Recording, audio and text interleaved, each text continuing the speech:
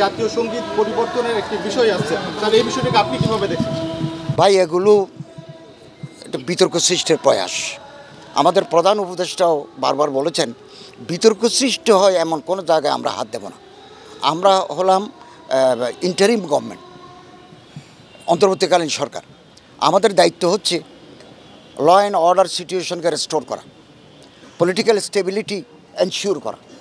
আমাদের ইকোনমি আপনারা জানেন, 2.2 বিলিয়ন ডলার আমাদের ফরেন এক্সচেঞ্জ এসেছে, আরও আসতেছে। তো এটাকে যদি আমরা একটু বাড়াতে পারি, আরও বেশি বাড়াতে পারি, এবং একটা কনজেনিয়াল অ্যাটমসফিয়ার যদি দেশে তৈরি হয়, যখনই তৈরি হবে, আমরা নির্বাচন কমিশনকে ঢেলে সেজে একটা সুষ্ঠু, অবাধ, ইম্পার্শিয়াল নির্বাচন দিয়ে নির্বাচিত দলকে ক্ষমতা হস্তান্তর করে আমরা বিদায় নেব। এটা পরিকল্পনা রয়েছে, আমরা কাজ করে যাচ্ছি। আপনি জানেন, হজের হাজিরা যে টাকা দেয়, ওই টাকা থেকে 1 পয়সাও আমরা ধর্ম মন্ত্রণালয়ে রাখি না। অনেকে মনে করে থাকেন যে হাজিদের টাকা নিয়ে আমরা 1 কোটি টাকার ওষুধ নিই হাজিদের জন্য।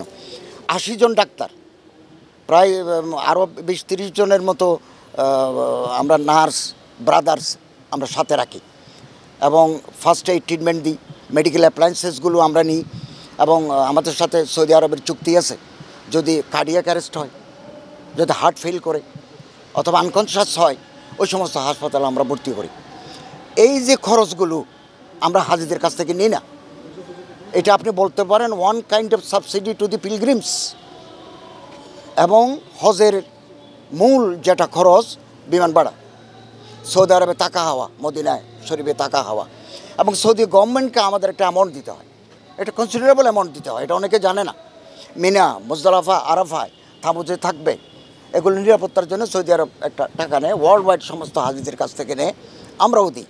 তো হাজিদের সৌদি আরবের পাওনা বিমান ভাড়া এবং বাড়ি ভাড়া 35,000 টাকা আমরা প্যাকেজের ভিতরে রাখি।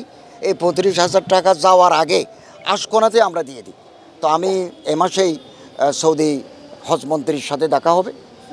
আমি আপ্রাণ চেষ্টা করছি যে হাতে কমানো যায়, এই হাতে কমিয়ে এটাকে জনগণের কাছে গ্রহণযোগ্য একটা প্যাকেজ আমি ঘোষণা করতে চাই।